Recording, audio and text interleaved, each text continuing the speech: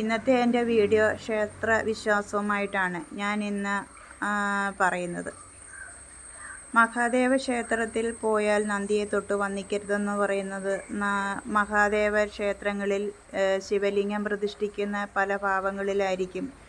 രുദ്രഭാവമുണ്ട്, കാലഭൈരവ ഭാവമുണ്ട്, അങ്ങനെ പല പല ഭാവങ്ങളുണ്ട്. മഹാദേവൻ പല പല രൂപത്തിലാണ് പല ക്ഷേത്രത്തിലും ഇരിക്കുന്നത്.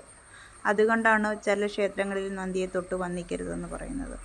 ഇനി നന്ദിയെ തൊട്ട് വന്ദിച്ചില്ലെങ്കിൽ നമുക്ക് നന്ദിയുടെ അടുത്ത് പോയി ഈ രണ്ട് കൈയും ഇങ്ങനെ ചുരുട്ടിപ്പിടിച്ചിട്ട് ഇങ്ങനെ പിടിച്ച് നമുക്ക് നന്ദിയോട് എന്തപേക്ഷിച്ചാലും നമുക്ക് സാധിച്ചു തരും. അപ്പം അങ്ങനെയാണ്. നന്ദിയാണ് ഏറ്റവും ഇഷ്ടപ്പെട്ട ഒരു ആളാണ് മഹാദേവൻ്റെ.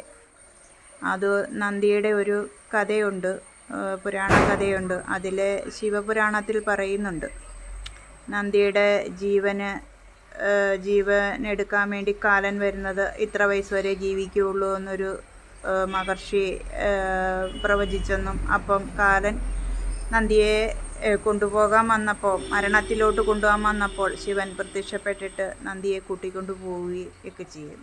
കാലനെ പോലും നിയന്ത്രിക്കുന്ന ആളാണല്ലോ മഹാദേവൻ. മഹാദേവനോട് നമ്മൾ എന്താ അപേക്ഷിച്ചാലും മഹാദേവൻ നമുക്ക് സാധിച്ചു തരും.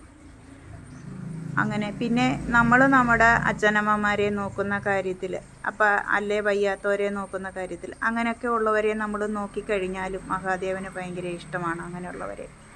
പിന്നെ കലഹമുള്ള സ്ഥലങ്ങളിൽ മഹാദേവൻ നിൽക്കത്തില്ല. എപ്പോഴും മഹാദേവൻ ഇഷ്ടം സ്നേഹമാണ്. സ്നേഹമുള്ളിടത്തെ മഹാദേവൻ കാണത്തുള്ളൂ. നമ്മളെല്ലാവരിലും മഹാദേവനുണ്ട്, ശിവനുണ്ട്. ശിവൻ എന്ന് പറഞ്ഞാൽ അവരെല്ലാവരിലും ഉണ്ട്. അതൊരു ശക്തിയാണ്. പിന്നെ പ്രകൃതി നമുക്ക് തന്നിട്ടുള്ള എല്ലാ നന്മ തിന്മ കാര്യങ്ങളൊക്കെ നമ്മൾ അനുഭവിച്ച് അവയിൽ നമ്മൾ സംതൃപ്തരായിട്ട് ജീവിക്കുക. അതാണ് ഏറ്റവും വലിയ കാര്യം.